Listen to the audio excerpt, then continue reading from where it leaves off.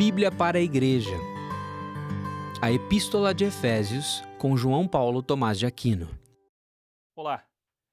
No nosso último programa, nós vimos que Paulo ensina como o crente deve se encher do Espírito. E ele ensina que existem 4 atitudes que nós devemos tomar a fim de sermos enchidos pelo Espírito Santo. Devemos falar com salmos, devemos entoar hinos e cânticos espirituais, devemos ser sempre gratos por tudo e devemos nos sujeitar uns aos outros no temor de Cristo. Esse tema, esse último, é o que Paulo então expande até o capítulo 6, versículo 9. Porque Paulo vai ensinar a respeito de vários relacionamentos cristãos como é que funciona a submissão de uns aos outros. No capítulo 5, versículos 22 a 33, ele fala de como isso funciona dentro do casamento, como o marido e a esposa devem se tratar mutuamente no que concerne a submissão. Depois, no capítulo 6, versículos 1 a 4, ele fala de como filhos e pais devem se tratar no que concerne a submissão. E depois, no capítulo 6, versículos 5 a 9, ele fala como que um funcionário e um patrão devem se tratar neste sentido. Aqui agora nós vamos focar no marido e na esposa. Como é que funciona essa sujeição mútua ou essa sujeição no que concerne ao casamento? E lembre-se, tudo isso tem a ver com o enchimento do Espírito.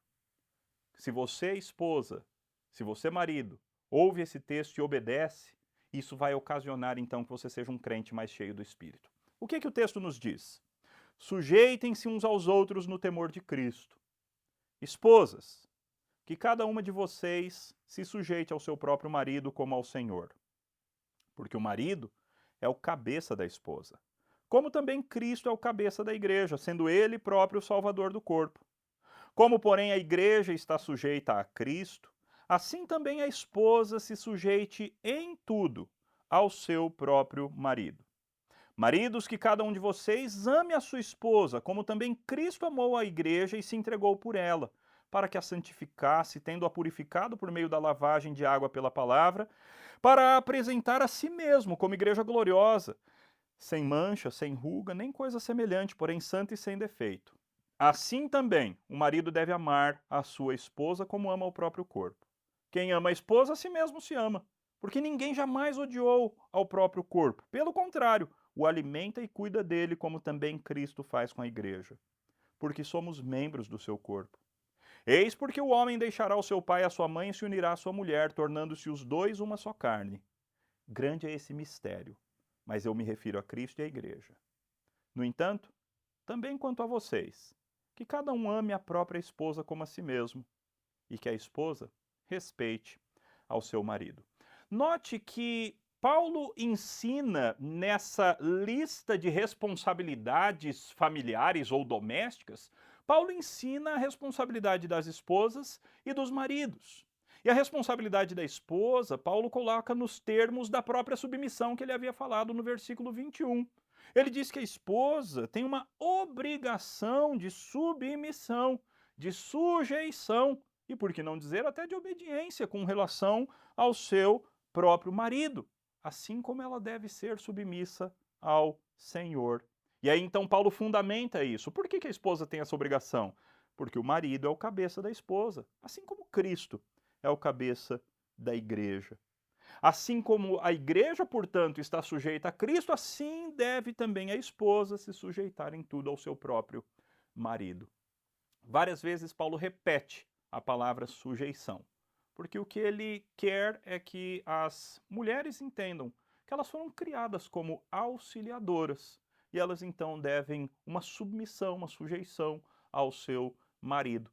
Por outro lado, Paulo coloca uma responsabilidade ainda maior sobre os homens quando ele diz: maridos, que cada um de vocês ame a sua esposa. Mas Paulo qualifica qual é esse tipo de amor. Não é um amor egoísta, não é um amor que serve a si mesmo, não é um amor que usa o objeto amado, mas é um amor sacrificial. É um amor que decide sair perdendo em prol do amado, que foi o que Cristo fez. Cristo amou e por isso ele se entregou. E é isso que Paulo vai nos convidar como maridos a fazer. Assim como Cristo amou a igreja e se entregou por ela, assim os maridos devem amar cada um a sua esposa. É assim que ele aplica no versículo 28. Aí ainda no versículo 28 ele faz uma transição para um argumento que eu brinco que é o argumento egoísta, porque ele diz assim: quem ama a esposa a si mesmo se ama, ou seja, o marido inteligente, ele ama a sua esposa porque ele entende que ao amar sacrificialmente a sua esposa, ele mesmo sai ganhando, porque ele então tem uma esposa que floresce com base no seu amor sacrificial, pelo menos em geral é isso que acontece. Paulo usa esse argumento no versículo 29, ninguém jamais odiou o próprio corpo, antes alimenta, dele cuida, e é assim que Cristo faz com a igreja. E é assim que o marido deve fazer com a sua esposa. A obra de Cristo foi para tornar a igreja bela, pura, sem mancha, sem ruga, sem defeito. E assim nós, maridos, somos chamados a amar a nossa esposa de maneira sacrificial, a fim de apresentá-la ao Senhor Jesus e a nós mesmos, como uma esposa santa, sem mácula, sem defeito, para a glória de Deus. Quando chega no último versículo é interessante, porque Paulo faz uma conclusão que tira qualquer desculpa. Porque normalmente entre casais cristãos a gente ouve: se a minha esposa fosse submissa, eu a amaria como Cristo. E a mulher diz: se o meu marido me amasse como Cristo, eu lhe seria submissa.